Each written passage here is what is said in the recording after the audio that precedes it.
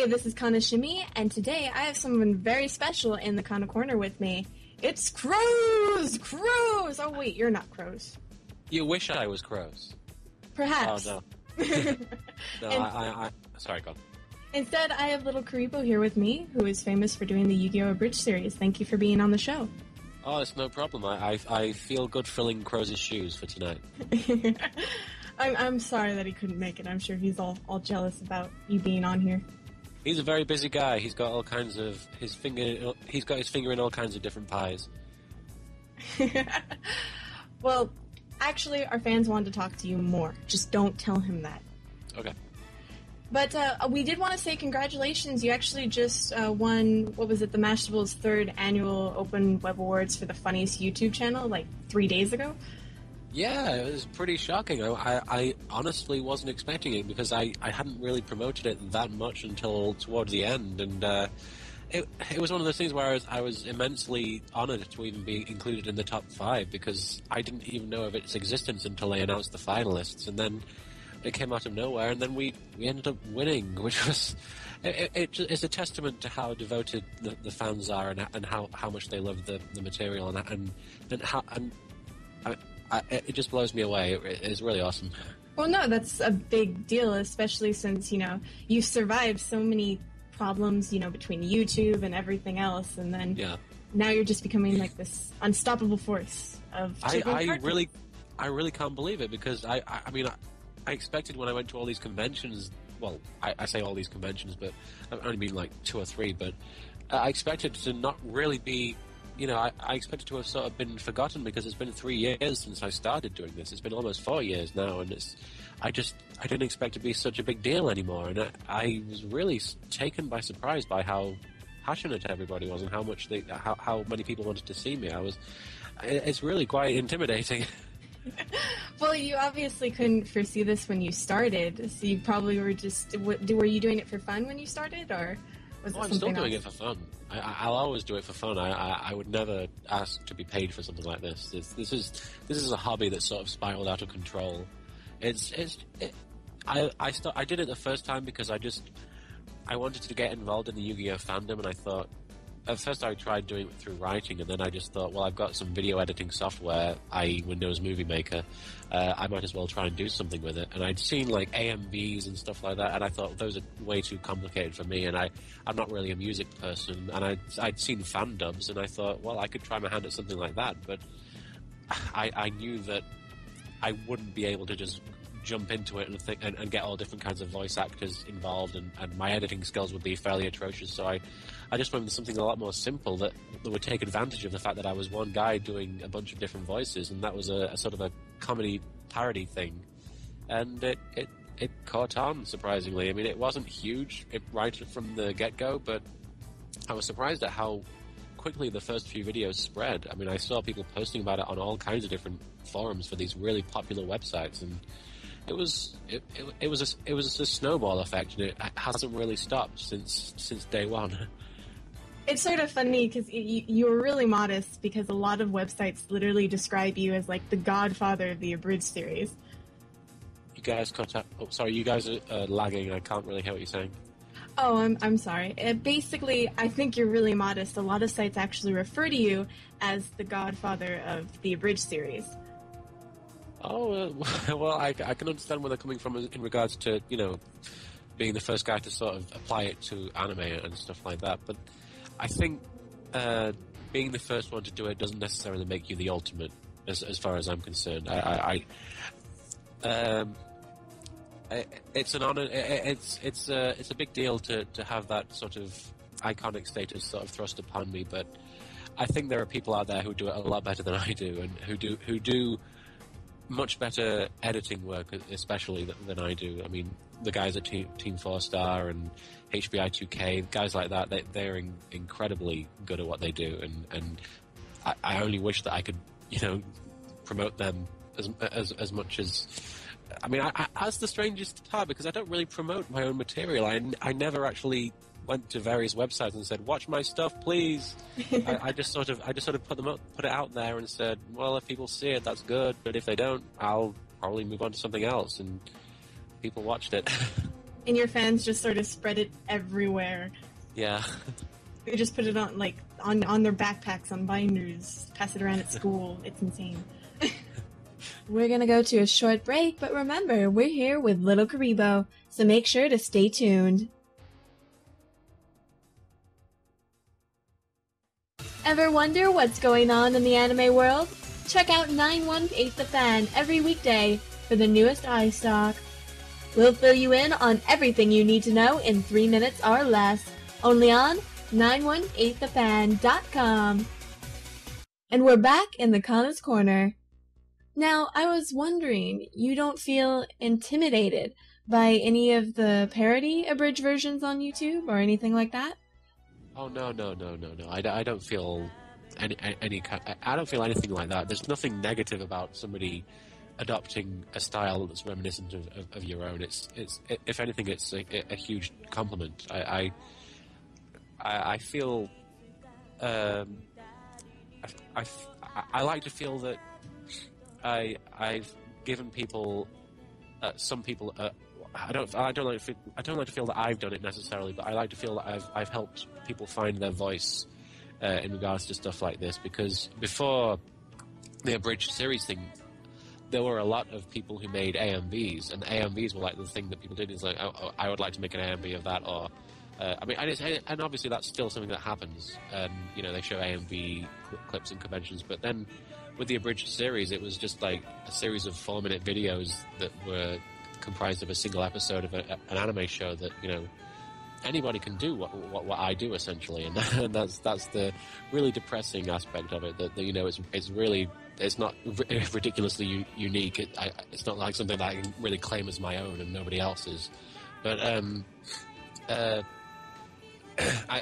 just feel I feel like a great community has sort of sprung out of it, and it's something that has been embraced, and I encourage people to go ahead and do this sort of thing. I think it's great.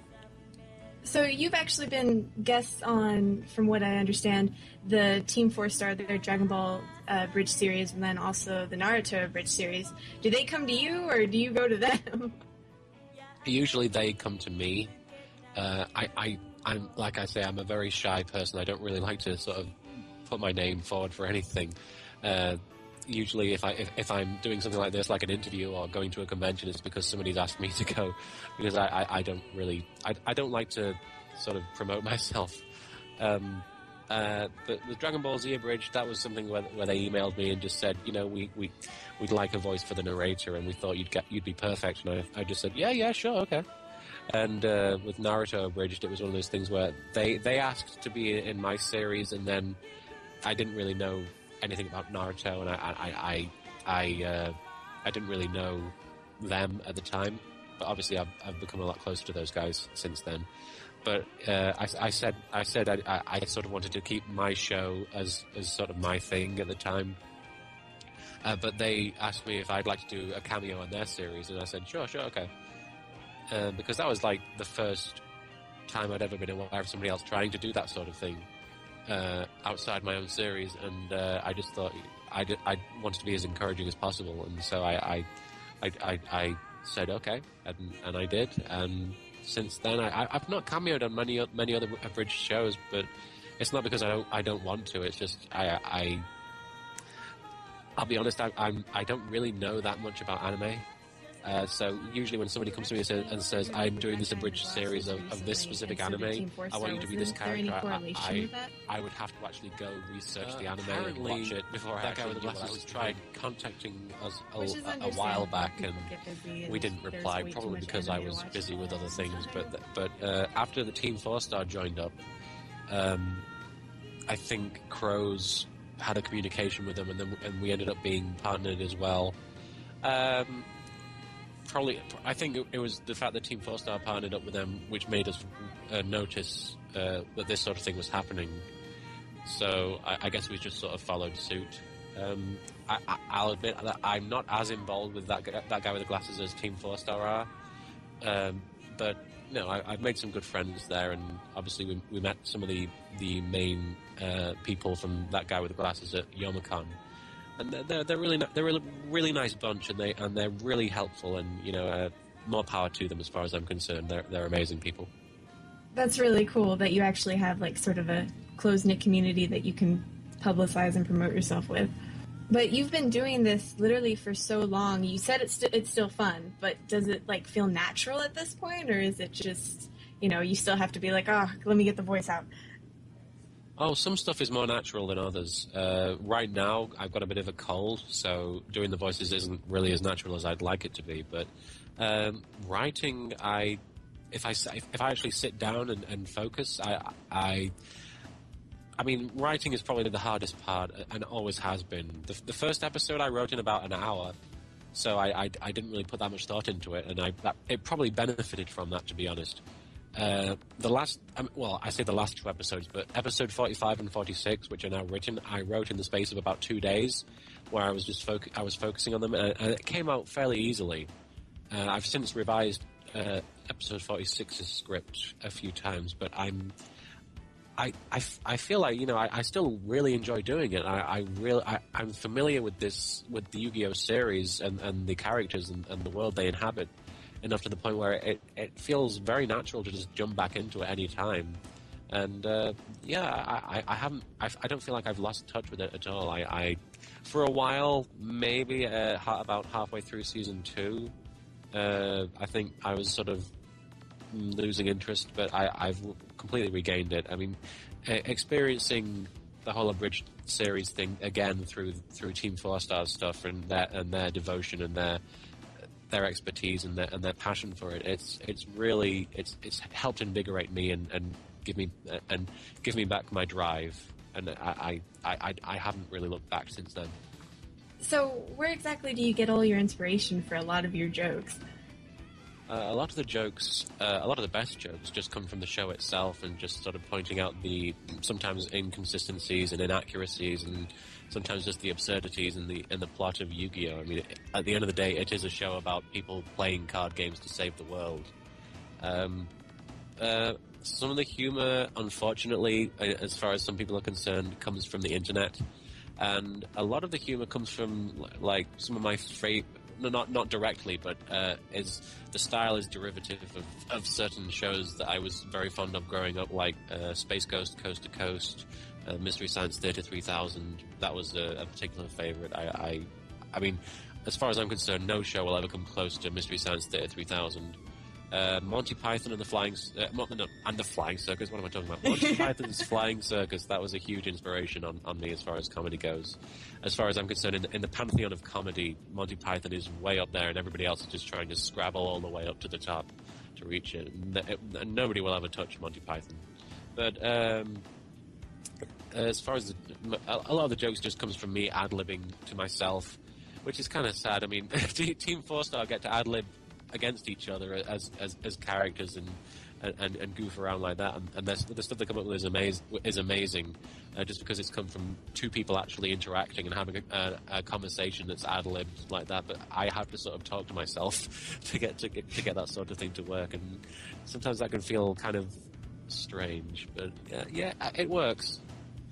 So have you actually tried to plan an episode with anybody else, either in the room or in a conversation with you, and you're going between two voices? Any awkward moments like that?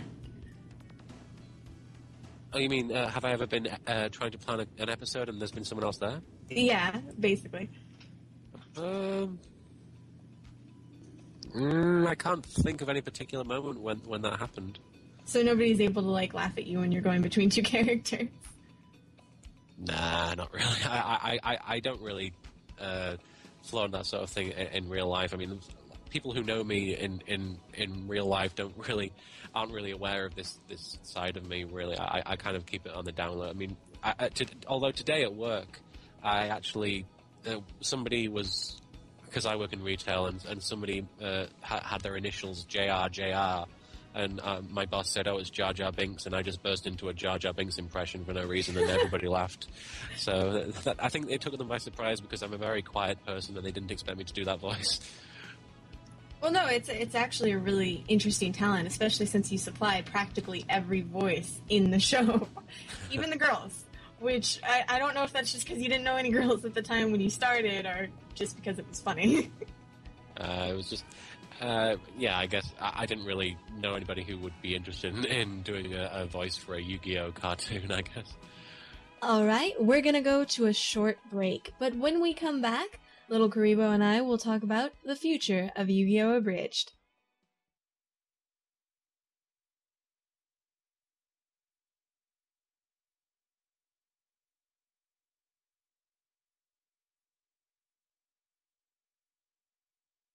.8 The Fan, home of Kana's Korner, the #1 live anime radio talk show. Interviews, guests, contests, and more. Don't miss your favorite voice actors, celebrities, and all your other favorites. Only on Kana's Korner. Weekdays at 10 a.m. Pacific Standard Time. Now, my question is, you seem to really want to do the drive and, because it's fun and whatnot, but do you actually plan to go through all, 224 episodes? That's a major, huge series. Oh, hell yeah, I intend to go right to the end. And what about afterwards? Do you think you'll do the GX or the SD series, or do you think you'll kind of shy away from those? I probably won't do any of the spin-offs, to be honest. I would like to do the new film that's coming out, but that will probably take place during the main series that I'm doing. But after I'm finished with the Abridged series, I'll probably move on to something completely original. Which will be great, we'd love to see that, and we'd love to, be updated on that and tell all of our fans here. You actually have a website that you can find all the stuff at. It's just YugiOhAbridged.com, if I'm correct. Yes, and you can also go to www.ygotas.com or just www.yugiohtheabridgedseries.com. And you can find all... Sorry. Oh, no, it's fine.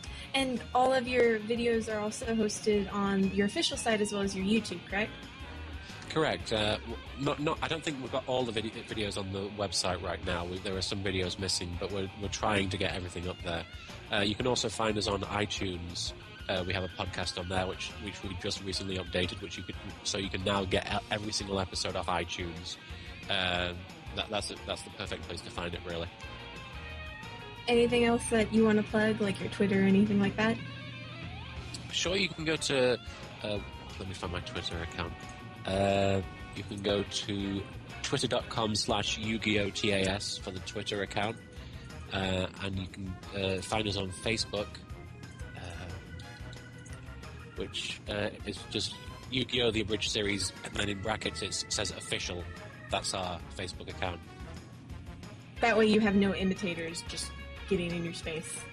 Yeah, I don't really run the Facebook, and I do post regular updates on the Twitter account, but the Facebook is run by a guy called Brandon, who is in charge of a lot of the sort of the fan communication with the series. He's working on a lot of different things, and he also helps design our shirts, which you can buy from sharkrobot.com. Now, you have a lot of people help you with sort of, marketing yourself. You have Crows who, I don't know if he acts like a manager or if he's just kind of there for the funny name. And then you have, the fan community. Is it like a team of people that just, stalked you, or...? Crows is a guy who, after my video started getting taken down on YouTube, although he had been trying to communicate with me for a while, apparently, he got in touch with me and said, we really need to get these videos onto a website so that you don't go missing and people just don't know where you are. And I got in touch with him over AOL Instant Messenger, and we just talked for a long time about how we would go about doing that. And then he very kindly put together a team of people who made the website and who hosted all the videos.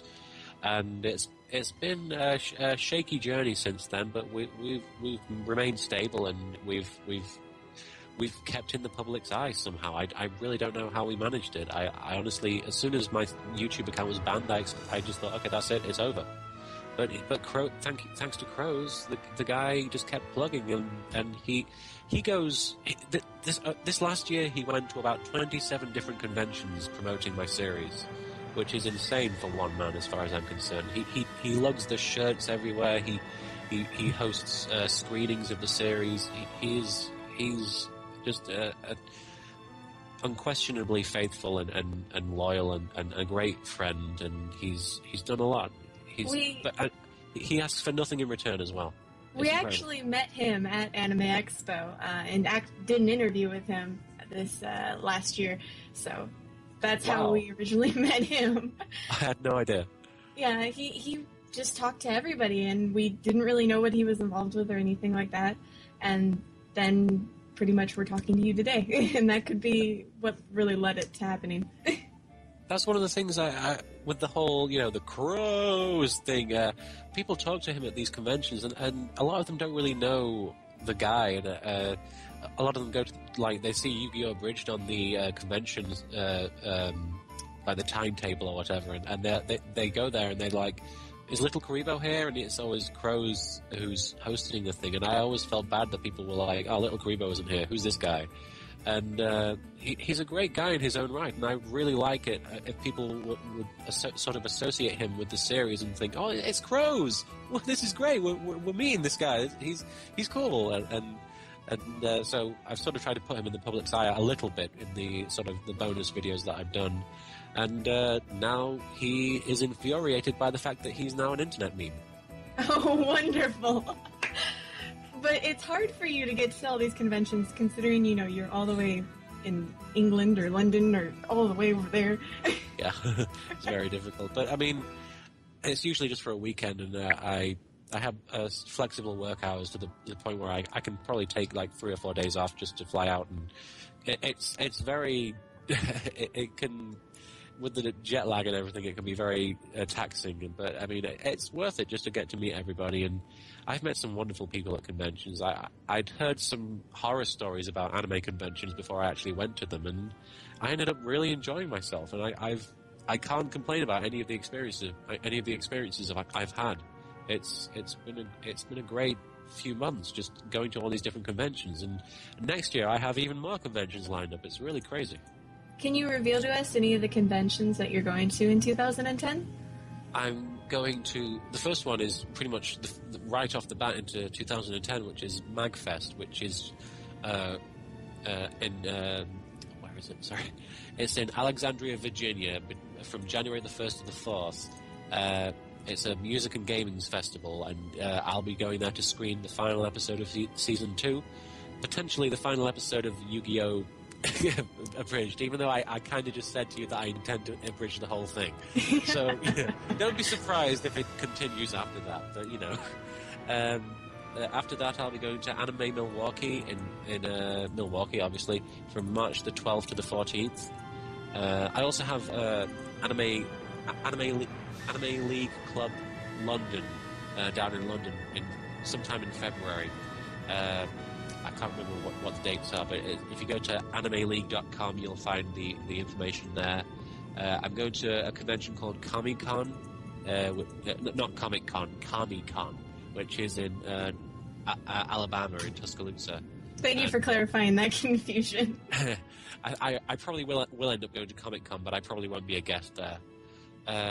After that, I'll be in Anime Evolution 2010, which is from August the 13th to the 15th in Vancouver. And I'll be probably meeting up with all of Team 4-Star there as well. And cross fingers, I don't know if it's confirmed or anything, but I would love to go to Youmacon again next year. Well, we would love to see you at those conventions. Hopefully we can meet up. And we really thank you and appreciate you being on the radio show today. And I'm sure all of our fans are going to spaz out. Oh, cool. That's no problem. I love being on here. And this is Kana Shimmy heading out. I'm with LittleKuriboh. You can make sure to check out his website at yugiyoabridged.com, and all of the other plugs, we'll make sure to make them available on the IRC and on the website.